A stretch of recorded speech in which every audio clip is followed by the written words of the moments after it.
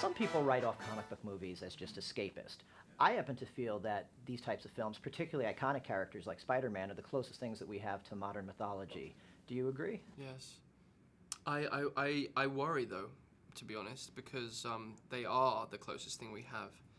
And that may not be a good thing. In terms of we have lost touch with the old stories, and I think we need to somehow. I don't know. Us as filmmakers, I think we need to remember that there are young men and young women who are coming to the movies to have their lives saved. They need something. They need some kind of reflection, some kind of reassurance, some kind of guidance. And I think we are we hold the responsibility as the magicians, the shamans, whatever it would have been in tribal culture. The artists now are the shamans from back then. So, well, that actually leads to the second question. In the comic book, Uncle Ben famously says, "With great power comes great responsibility." As a director of a huge blockbuster film like that, you wield significant artistic power.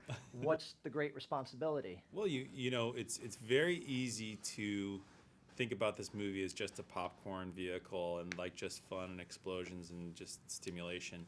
But you know, when you go around, you see kids and how powerful that character is to them, and how deeply connected to it they are. You have to consider what you're putting out into the world, and you have to know that kids are going to imitate that and they're going to be connected to that. And it's exactly what Andrew was saying. Like you do have you have to at least endeavor to connect to something deeper and more meaningful when you're dealing with this kind of mythology, and it is mythology. I think you're exactly right.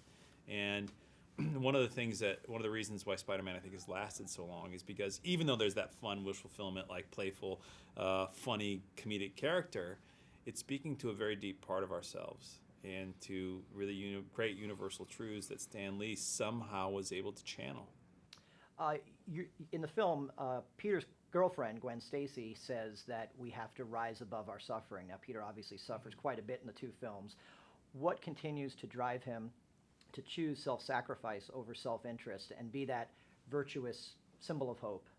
I think the power that he's been given, quite simply, you know, some people have that calling in life. Not everybody, you know, but some people have that calling to serve something greater, and along with that comes an inherent sacrifice that he has to make.